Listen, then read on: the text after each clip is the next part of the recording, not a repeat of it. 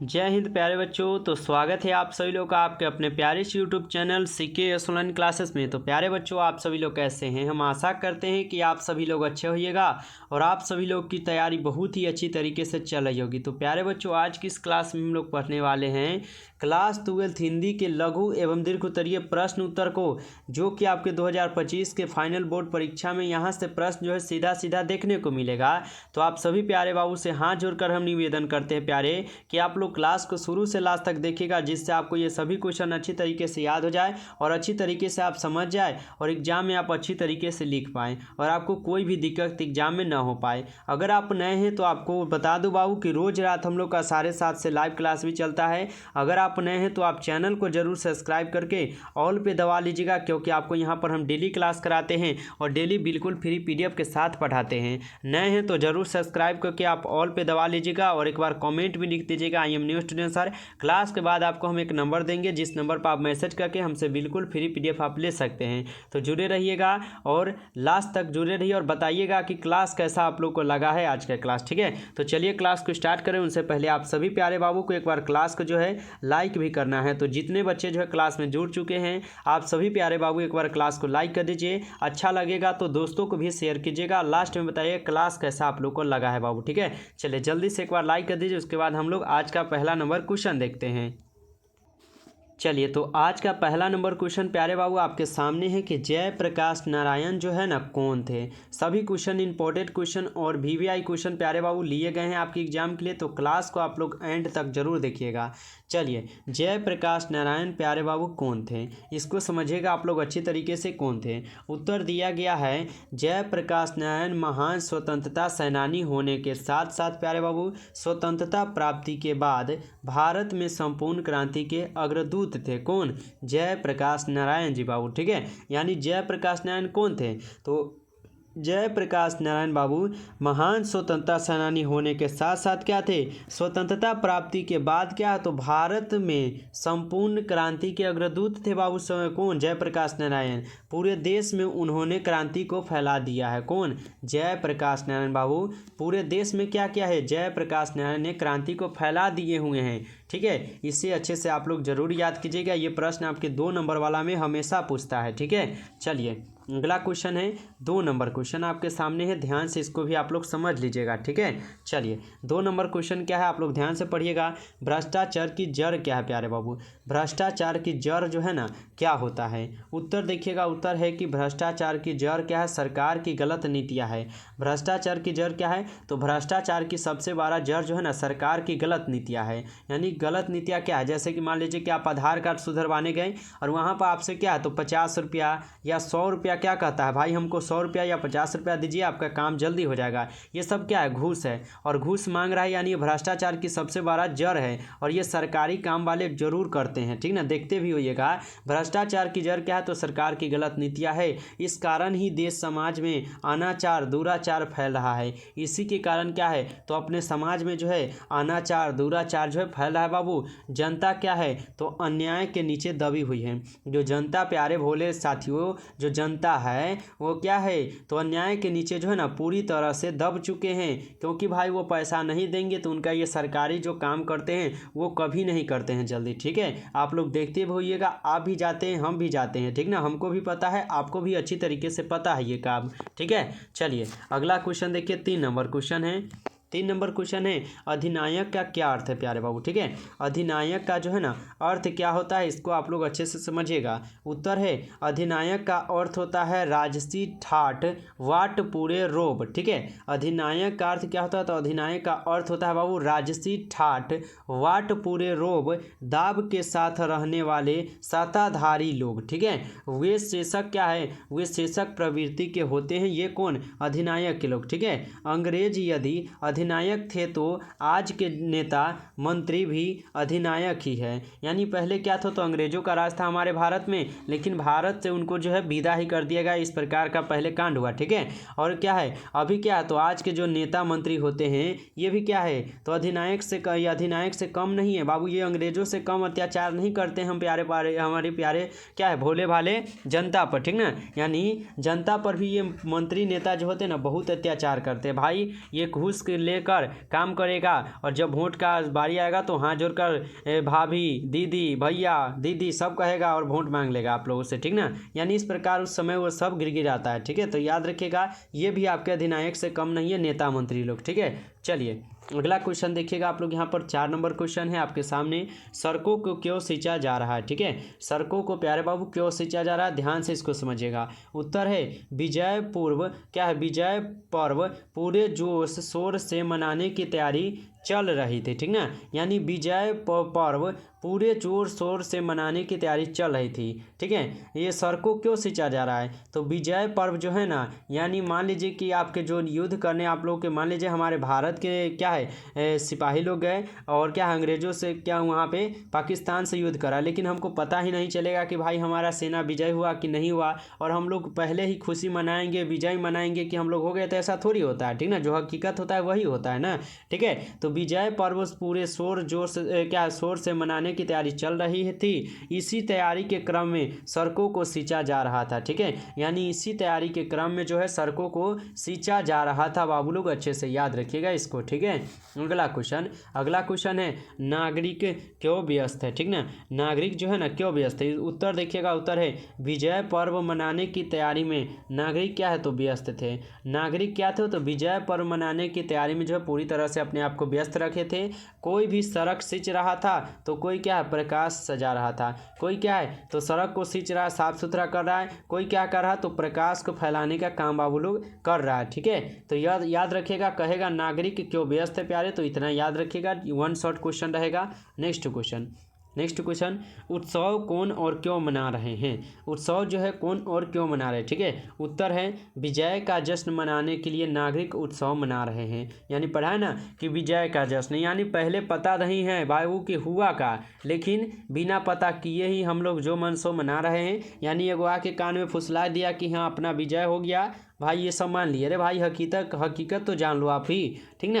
यानी विजय का जश्न मनाने के लिए नागरिक क्या है तो उत्सव मना रहे हैं, ठीक है। ये नागरिक क्या है तो वास्तविकता से बिल्कुल अनजान है। यानी नागरिक को पता ही नहीं है भाई कि हाँ हमारी सेना विजय प्राप्त किया है या नहीं किया है, कितने सेना हमारे शहीद हुए हैं नहीं हुए, ये सब उनको कुछ पता नहीं है। लेकिन एगो आदमी आके कान में फुसला दिया कि हमारी विजय हो गया, भाई हो गया, बस क्या है, सब बाजा ढोल बाजा यही सही सब बजाने लगा, एकदम विजय मना रहा है कि हो गया। इन्हें तो क्या है कहा करे, क्या है इन्हें जो कहा करे वही वे सच मान लेते हैं। यानी इन्हें जो कह दिया जाता है ना, ये नागरिक लोगों को, ये क्या करते हैं उन्हीं को सच मान लेते हैं और उसी बात में रह जाते हैं, ठीक है। तो याद रखिएगा इसको भी आप लोग अच्छे से। चलिए अगला क्वेश्चन है राष्ट्रीय पर्व पर किसका गुणगान किया जाता है। राष्ट्रीय पर्व पर प्यारे बाबू किसका गुणगान किया जाता है। उत्तर देखिएगा। उत्तर है राष्ट्रीय पर्व पर देश के भाग्य विधाता का गुणगान किया जाता है। राष्ट्रीय पर्व पर किसका गुणगान किया जाता है तो राष्ट्रीय पर्व पर देश के भाग्य विधाता का गुणगान किया जाता है बाबू। प्रजातंत्र में देश का भाग्य विधाता आम नागरिक होता है, परंतु ठीक इसके विपरीत आज नेता मंत्री देश का क्या है तो भाग्य विधाता बन चुके हैं, यानी बने हुए हैं, ठीक ना। यानी राष्ट्रीय पर्व किसका गुणगान है तो राष्ट्रीय पर्व पर देश के भाग्य विधाता का गुणगान किया जाता था पहले बाबू, लेकिन प्रजातंत्र में देश का भाग्य विधाता आम नागरिक होता है, और परंतु ठीक इसके विपरीत यानी उल्टा जब करेंगे तो आज के नेता मंत्री देश के भाग्य विधाता माने जाते हैं बाबू। राष्ट्रीय पर्व में उसी का गुणगान हो जाता है। यानी मान लीजिए कि हमारे पर्व क्या है छठ पूजा हो गया, छठ पूजा में क्या है तो छठ पूजा में अब क्या है नेता मंत्री का नाम चलता है, फलनावा नेता ने हर चीज़ किया है, लाइट का व्यवस्था किया है, इसको साफ सफाई करवाया है, ये क्या है तो अब कहाँ रह गया कि हाँ भाई हमारे क्या है हमारे संस्कृति का ये महान पर्व छठ पूजा है, ठीक है। मतलब ये सब कहाँ रह गया है, ये सब अब गया, ख़त्म कर दिया है सब। और वो नाम किसका चलता है तो नाम चलता है भाई अपने प्रधानमंत्री नरेंद्र मोदी का चलेगा कि हाँ वहाँ वो ये चीज़ करवाए हैं। आपके जो क्या है ग्राम सेवक होंगे, जो मुखिया होंगी, ये सब का नाम चलता होगा कि हाँ ये फलनावा ने हर चीज़ साफ करवाया है, छठ पूजा के लिए इतना लाइट बत्ती दिया है, बाजा दिया है, फलना चिलना दिया है। 10 रंग के बाद अब नेता का चलता है बाबू। यहाँ पे अब राष्ट्र का कोई भी यहाँ पे गुणगान नहीं किया जाता है, इसे आप लोग अच्छे से याद कर लीजिएगा। चलिए अगला क्वेश्चन कर बढ़ते हैं और अगला क्वेश्चन आप लोग पढ़िएगा। यहाँ पर 8 नंबर क्वेश्चन है, गाँव का घर कविता में किस शोक गीत की चर्चा है। ठीक है, गाँव की घर कविता में किस शोक गीत की चर्चा है। उत्तर दिखेगा, उत्तर है इस कविता में होली क्या चैती बिरहा अल्लाह जैसे लोक गीतों को शोक गीत माना गया है बाबू। ठीक है, गांव का घर कविता में किस शोक गीत की चर्चा है, तो इस कविता में होली चैती बिरहा अल्लाह जैसी लोक गीतों को शोक गीत माना गया है बाबू। ठीक है, इसको याद रखिएगा, 1 शॉर्ट क्वेश्चन है। चलिए अगला क्वेश्चन है, उसने कहा था कहानी कितने भागों में बटी हुई है। कहानी के कितने भागों में युद्ध का वर्णन है। उत्तर देखिएगा, उत्तर है कि उसने कहा था कहानी 5 भागों में बटी है। उसने कहा था कहानी कितने भागे, 5 भाग में बाबू बट गया है और कहानी के 4 भागों में युद्ध का वर्णन किया गया है। उसने कहा था कहानी तो पहले 5 भागों में बटा है और 4 भागों में क्या है, तो युद्ध का वर्णन किया गया है। इसको आप लोग याद रखिएगा। चलिए अगला क्वेश्चन है, हरचरना कौन है, उसकी क्या पहचान है। हरचरना प्यारे बाबू कौन है और उसकी पहचान क्या है, इसको समझिएगा। उत्तर है हरचरना भारत के आम आदमी का प्रतिनिधि है। ठीक ना, हरचरना जो है ना एक आम आदमी का प्रतिनिधि है। यानी हरचरना क्या है, तो एक फट्टा सुत्ता कपड़ा जो पहना रहता था और वो रोड का सफाई किया करता था। ठीक है, हरचरना भारत के आम आदमी का प्रतिनिधि है। वह सरकारी स्कूल में पढ़ने वाला गरीब लड़का है। ठीक ना, यानी हरचरना जो है वह सरकारी स्कूल में पढ़ने वाला एक गरीब लड़का है। ठीक है, बालक है जो औपचारिकता वंश राष्ट्रगान गाता है। कौन, तो हरचरना क्या है, तो स्कूल में ना एगो राष्ट्रगान गाता है। वह फटा सुथा पहने रहता है। हरचरना जो ना बहुत ही गरीब फैमिली से है और क्या है, तो वह फटा चिटा कपड़ा जो है ना हमेशा पहना रहता था और स्कूल में एक दिन वह राष्ट्रगान गाता है। ठीक है, वह स्वतंत्र देश में भी परतंत्र जीवन जीता है। वह क्या है, स्वतंत्र देश में, यानी हमारा देश आज़ाद है फिर भी क्या है, तो वह क्या है, परतंत्र जीवन जीता है। यानी उसके पास ना तो खाने का लिए कुछ है, न रहने के लिए घर है बाबू, न कपड़ा है पहनने के लिए अच्छा, यानी क्या है, आज़ाद हमारा देश है फिर भी वह क्या है, तो मानिए तो बिना आज़ादी की तरह उनका जीवन कट रहा है बाबू। इस प्रकार का उनका जीवन था, किसका, हरचरना का बाबू। ठीक है, याद रखिएगा, ये प्रश्न आपके एग्जाम में हमको पूरा लग रहा है कि पूछ दिया जाएगा। ठीक है, चलिए अगला क्वेश्चन देखिएगा आप लोग। नेक्स्ट क्वेश्चन है, डरा हुआ मन बेमन जिसका बाज रोज बनता है। ठीक है, यह क्या है, बेमन का क्या अर्थ है। ठीक है, डरा हुआ मन बेमन जिसका बाजा रोज बजता है, यह बेमन का क्या अर्थ होता है। उत्तर देखिएगा, उत्तर है यह बेमन का अर्थ है कि बिना इच्छा के, अर्थात नागरिक सिर्फ दिखाने के लिए अपने नेता मंत्री का स्वागत तो करते हैं परंतु उनके मन में उनके प्रति कोई श्रद्धा भाव नहीं रहता। ठीक है, यहाँ पर समझिएगा एक बार ध्यान से। और ठीक है, यहाँ पर डरा हुआ मन बेमन क्या है, डरा हुआ मन बेमन जिसका बजा रोज बजता है, यहाँ बेमन का क्या अर्थ है। उत्तर है कि यहाँ बेमन का अर्थ है कि बिना इच्छा के, अर्थात यानी बिना इच्छा के अर्थात नागरिक सिर्फ दिखाने के लिए अपने नेता मंत्री का स्वागत करते हैं। जो नागरिक होते हैं ना, वो उनका मन नहीं रहता, फिर वो क्या करते हैं, दिखावा के लिए नेता मंत्री का स्वागत करते हैं परंतु उनके मन में उनके प्रति कोई भी श्रद्धा भाव नहीं रहता। इन नेता के लिए कोई भी श्रद्धा भाव जो है नहीं रहता है नागरिकों का। ठीक है, तो याद रखिएगा आप लोग इसे भी। चलिए अगला क्वेश्चन पढ़िएगा, 12 नंबर क्वेश्चन है, हार जीत में मशक वाले की भूमिका क्या है। ठीक है, हार जीत में जो है ना मशक वाले की भूमिका प्यारे बाबू क्या है, इसको समझिएगा आप लोग। उत्तर दिया गया है कि हार जीत शीर्षक कविता में मशक वाला फिर हार गए हैं। ठीक है, हार जीत कविता में क्या है, तो मशक वाला जो है ना क्या बोल रहे हैं, फिर से हार गए हैं। क्या है, गाजे बाजे के साथ जीत नहीं बल्कि हार लौट रही है। ठीक है, गाजे बाजे के साथ हमारा जीत नहीं बाबू लोग बल्कि हार लौट रही है। वह बड़ा अनुभवी है। कौन है, तो जो है ना ये जो सड़क उड़क साफ करता था वह बहुत ही बड़ा अनुभवी था परंतु सच बोलने की जिम्मेदारी से मुक्त है। यानी कि वह जो भी बोलता था वह हमेशा सच बोलता था, लोग उस पर ध्यान नहीं देता था। लोग क्या है, तो उनके बातों पर ध्यान नहीं देते थे। अगर वह जो भी कुछ बोलता था तो उनके बातों पर कोई ध्यान नहीं देते, कहते ये तो पागल है, ये कुछ बकई रहता है, कुछ बोलता है, मतलब इस प्रकार के सब जो है उनको नकार दिया करते थे। लेकिन वह जो भी बात बोलते थे ना वो एकदम सत्य बोलते थे और अच्छी तरीके से जानते थे कि क्या हुआ है, ठीक है, यानी वो हर चीज़ जानते थे तभी वह बोलते थे, ठीक है। चलिए अगला क्वेश्चन आप लोग देखिएगा, 13 नंबर क्वेश्चन है आपके सामने। पंच परमेश्वर के खो जाने को लेकर कवि चिंतित जो है क्यों है, ठीक है। पंच परमेश्वर के खो जाने को लेकर कवि जो है चिंतित क्यों है। उत्तर है पूंजीवादी संस्कृति के विकास के कारण गांव समाज में वैज्ञानिक विकास हुआ है, ठीक है। पूंजीवादी संस्कृति के विकास के कारण क्या है, तो गांव समाज में ना वैज्ञानिक विकास हुआ है। एक क्या है, तो नव सांस्कृतिक पनपी, जिसमें क्या है, तो बिजली बत्ती तो आ गई, परंतु पुरानी संस्कृति के चकाचौंध, पुरानी संस्कृति का प्रेम, अपनापन, सहजता, सरलता इत्यादि के नष्ट होने से कभी चिंतित हो जाता है। क्या है, अभी क्या है, तो वर्तमान में हमारे क्या, तो हमको बिजली का सेवा मिल गया, इंटरनेट का सुविधा मिल गया, मतलब बहुत सारे चीज़ क्या है हमको मिला है, ठीक है, यानी हमको बहुत चीज़ मिला है। ये बात सत्य है कि हमको इंटरनेट की सुविधा मिला, बिजली की सुविधा मिला। पहले बिजली नहीं हुआ करता था, पहले गैस भी नहीं हुआ करता था, मतलब बहुत चीज़ हमको मिला है। बट पहले की अगर हम लोग संस्कृति के बारे में बोले, ठीक है, अपनापन के बारे में बोले, ठीक है, सहजता के बारे में बोले, सरलता की बात बोले, मतलब हम लोग कितना मेल मिलाप हुआ करता था, इन सब के बारे में बोले, तो ये सब क्या, ये नष्ट हो गए हैं, यानी ये सब क्या है, ख़त्म हो गए हैं। आप किसी के अब घर में नहीं देखिएगा, चाहे हमारे घर हो गए, चाहे आपके घर हो गए, ठीक है, आपके घर में भी आपको नहीं पड़ता होगा किसी के साथ, या आपके पड़ोसी में भी किसी के साथ आपका भी नहीं पड़ता होगा, किसी में एकता आप नहीं देखते होइएगा, ठीक है, ये आप लोग को अच्छे तरीके से पता है और हमको भी अच्छी तरीके से पता है बाबू, ठीक है। चलिए आगे बढ़ते हैं और अगला क्वेश्चन आप लोग देखिएगा, यहाँ पर 14 नंबर क्वेश्चन है।